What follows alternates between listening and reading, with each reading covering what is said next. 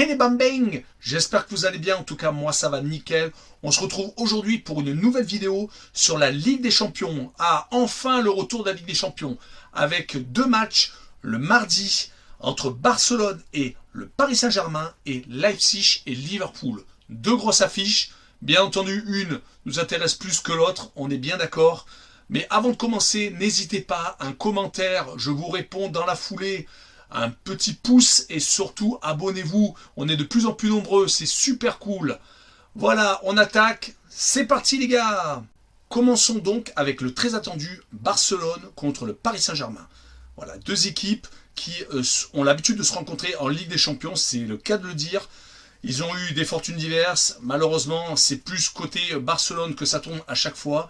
Mais on va d'abord parler des championnats nationaux pour voir un peu leur position et pour voir un peu leur tendance actuelle. Voilà, Barcelone est second de la Liga avec 8 points de retard sur l'Atlético de Madrid. L'Atlético de Madrid a des matchs en retard. Ils sont à égalité avec le Real de Madrid. Barcelone, voilà, ils ont déjà quand même perdu 4 matchs. Bon, c'est une équipe qui 4 nuls 4 matchs même. Donc voilà, on n'a pas l'habitude de voir ce genre de situation du côté de Barcelone. Il y a eu un moment donné où voilà, on avait vraiment, il y avait quasiment une crise qui était à ciel ouvert. Donc bon, voilà, ils se sont un peu remis dans le sens de la marche, c'est pas plus mal. Du côté de Paris Saint-Germain, ils sont seconds en Ligue 1. Ils ont également perdu 5 matchs, mais sont en train de remonter. Pochettino, depuis le nouvel entraîneur, ils ne perdent plus. Voilà, comme je vous dis, ils avaient déjà perdu 5 matchs, ce qui est quand même beaucoup pour une équipe de ce standing, surtout en Ligue 1. Lille est toujours premier. Mais bon, voilà, en tout cas, les Parisiens sont en train de se refaire... voilà... ils sont en train de se refaire la cerise. Voilà, donc on continue en Ligue des Champions. Barcelone, c'est deuxième de poule à égalité avec la Juventus, mais comme ils ont perdu 3-0 à domicile et qu'ils avaient gagné 2-0 à Turin, voilà, ils sont passés second.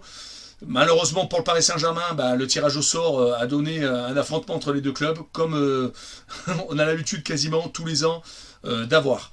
Du côté du Paris Saint-Germain, ils ont fini premier de poule, mais ça a été vraiment compliqué. Ils ont réussi à s'imposer contre deux équipes qui étaient Leipzig et Manchester United. Alors, une fois à l'extérieur, une fois à domicile, mais à chaque fois, c'était très compliqué.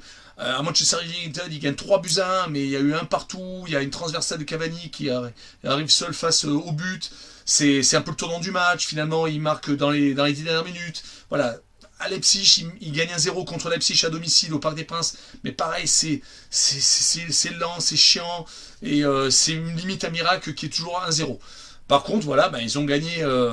ils ont perdu quand même des matchs un peu compliqués, comme leur défaite à domicile contre Manchester United et leur défaite à Leipzig avec le Nkunku qui marque toujours les ex, marque toujours contre les anciens clubs. Donc bon, voilà. Une fois qu'on a pris ça en compte, il faut revenir sur les confrontations en Ligue des Champions. Le Barça s'est qualifié 3 fois sur 3 quand ils ont été en élimination directe. C'est compliqué. Passons sur le 6-1 qui est mémorable lors du dernier affrontement où Neymar était de l'autre côté. Mais bon, là, cette fois-ci, il ne sera pas là. Donc, ça aurait peut-être pu jouer et permettre au Barça de finalement avoir un élément qui voulait les éliminer. Malheureusement, il n'est pas là. Di Maria non plus. C'est quand même deux joueurs majeurs qui ne sont pas là. On va essayer de compter sur la forme de Mbappé, qui est plus ou moins moyenne actuellement. Peut-être le réalisme de Icardi ou de Keane. Je ne sais pas quel type de formation on va aligner Pochettino.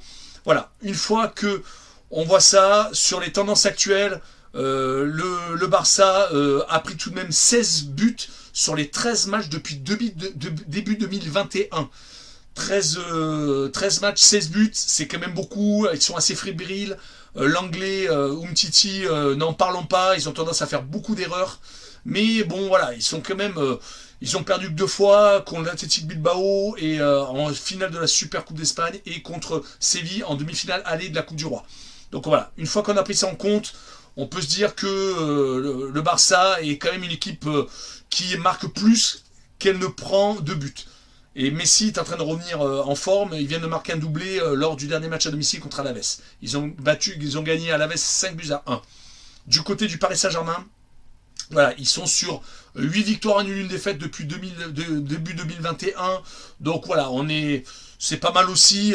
Ils ont tendance à pas prendre de but quand ils jouent à l'extérieur. Mais voilà, ils jouent à l'extérieur. Ils ont joué depuis 2021. Ils ont joué contre Caen, Marseille et Angers. Bon, c'est quand même pas non plus les super équipes. Ils auront peut-être un peu plus de mal contre le Barça. Je pense que c'est le cas de dire. Moi, sur ce match, je vois une victoire de Barcelone, 2-1, assez étriquée.